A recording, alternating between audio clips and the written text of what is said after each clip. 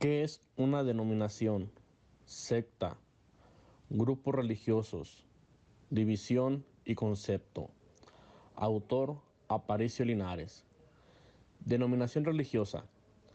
Denominación religiosa es la traducción literal de la expresión inglesa religious denomination, utilizada para describir un subgrupo en el interior de una religión que opera sobre un hombre, una tradición y una identidad comunes. Es sociología que la religión ocupa el lugar intermedio en el continuum de tipos ideales. Secta, iglesia. En otros idiomas, como el francés, se utiliza de forma equivalente la expresión confesión religiosa, confession religioure, que no hay que confundir con el sacramento de la confesión. La expresión se utiliza particularmente en Estados Unidos para designar las diferentes ramas del cristianismo: catolicismo, episcopalianismo, presbiterianismo, metodismo, evangelismo, etc.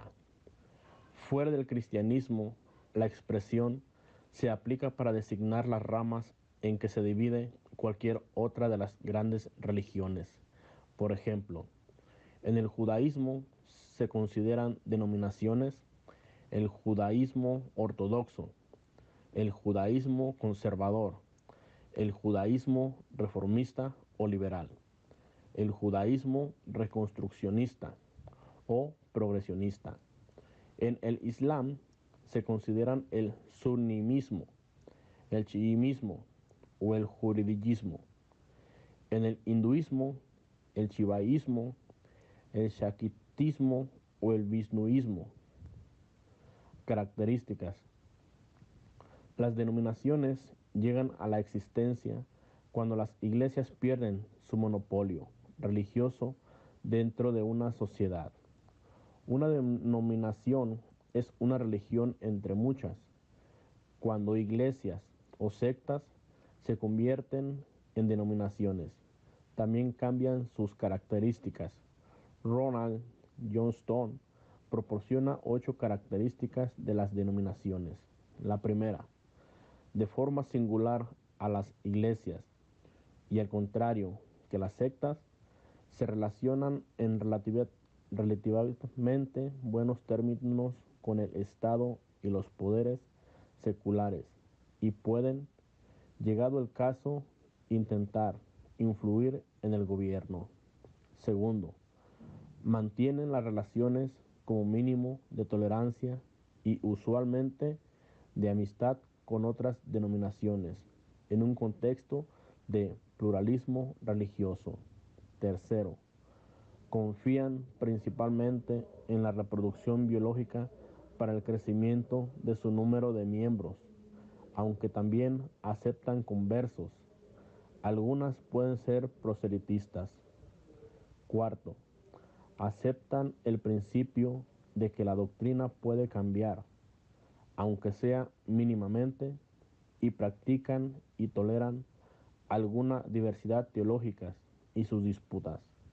Quinto, siguen un ritual más o menos rutinizado y un servicio de culto para explícitamente no fomenta la expresión emocional espontánea.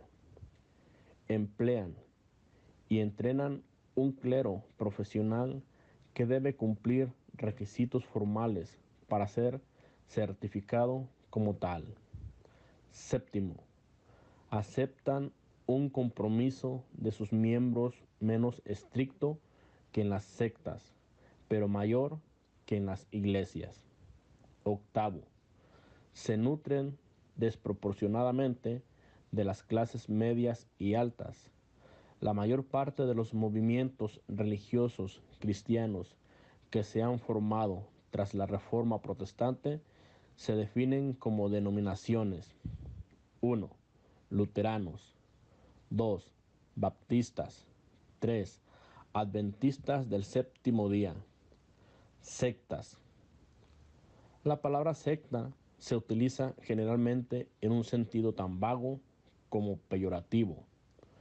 por su etimología, evoca la idea de secesión, secare, cortar, o bien la de seguimiento, sequi, seguir.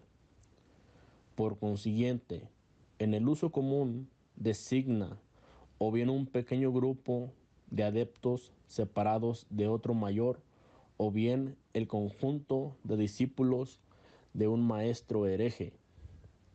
En ambos casos, la palabra se utiliza tan solo para designar unos grupos que rechazan este apelativo por estar cargado de desprecio y de normatividad. En el contexto cristiano se utiliza con referencia al vocablo iglesia, que tiene siempre una connotación positiva, hasta el punto de que toda secta se afirma a sí misma como iglesia. Características. Según el sacerdote católico, conocido como Padre Teo, enumera 16 características. Primera, exige lealtad incondicional sobre todo el líder y a la doctrina. Segundo, exclusividad, solo ellos tienen la razón. Tercero, aislamiento total del mundo exterior. Cuarto, falta de privacidad, con lo cual se quita el espacio para la reflexión. Quinto, dinero, te piden la consagración no solo del dinero, sino de toda cosa material. Sexto, la doctrina normalmente viene de una persona que no está satisfecha y hace creer que todo una revelación personal en el cual es quien viene a corregir todos los errores que el hombre ha cometido sobre la sana doctrina. Séptimo, afectividad. Pueden exigir a quien amar, asignar un cónyuge, se entromete en el círculo familiar y pueden incluso suprimir la sexualidad.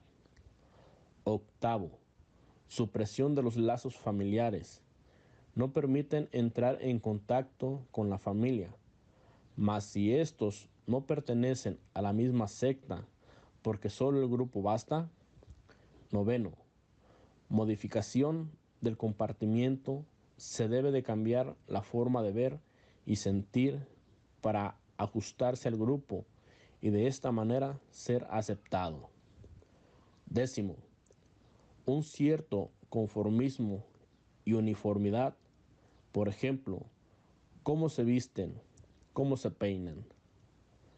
Onceavo, aceptación ciega de lo que dice el líder. Doceavo, meditación y cantos. Se debe de reflexionar si el contenido de estos ayuda a tener un acercamiento a Dios y a la iglesia. Decimotercero, eliminación de estímulos externos. Lo de afuera es malo. Decimocuarto, dieta alterada que se puede o no comer. Esto sin fundamento científico. Decimoquinto, infusión del miedo y muchas veces convertido en un odio irracional, principalmente sobre la Iglesia Católica. Decimosexto, enseñanza de escatología desviada sobre la salvación, fin del mundo, entre otros, Armagedón. Grupo religioso. Grupo, pluralidad de seres o cosas que forman un conjunto material o mentalmente considerado religión. Conjunto de creencias o dogmas acerca de la divinidad, de sentimientos de veneración y temor hacia ella, de normas morales para la conducta individual y social y de prácticas ritunarias, principalmente la oración y el sacrificio para darle culto. Los grupos religiosos son personas que pertenecen a los movimientos más pequeños de las religiones del mundo. Los grupos religiosos son movimientos más pequeños dentro de las religiones del mundo. La división religiosa. 1054, con los obispos de Oriente que se autoproclaman ortodoxos. Ortodoxia igual verdadera doctrina. Se apartan de Roma. Durante 1000 años habían reconocido la unidad del sucesor de Pedro, el obispo de Roma. Ahora ya no. Ellos dicen sí a la iglesia de Cristo con obispos, sacerdotes, diáconos, sacramentos, concilios ecuménicos y devoción a María y a los santos. Sí, pero niegan al Papa como sucesor de Pedro. Ellos pretenden una iglesia sin cabeza visible, ignorando lo que nos dice San Pablo a los Colosenses, capítulo 1, versículo 18. Aquí comienza con la Reforma Protestante. Cristo sí, Iglesia de Cristo no.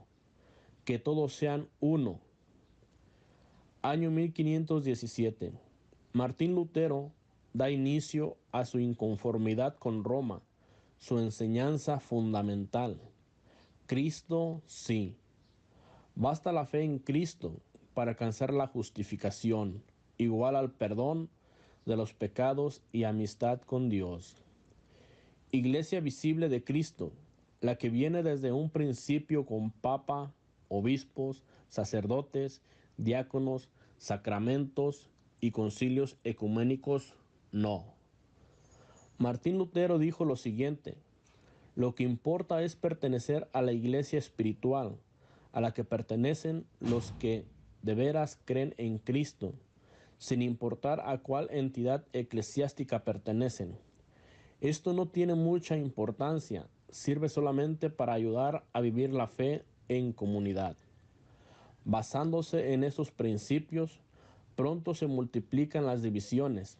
Luteranos 1521, calvinistas 1532, menonitas 1536, presbiterianos 1560, bautistas 1611, metodistas 1784, que fundamentalmente siguen las ideas de Lutero. En el año de 1534, el rey Enrique VIII aparta Inglaterra de Roma.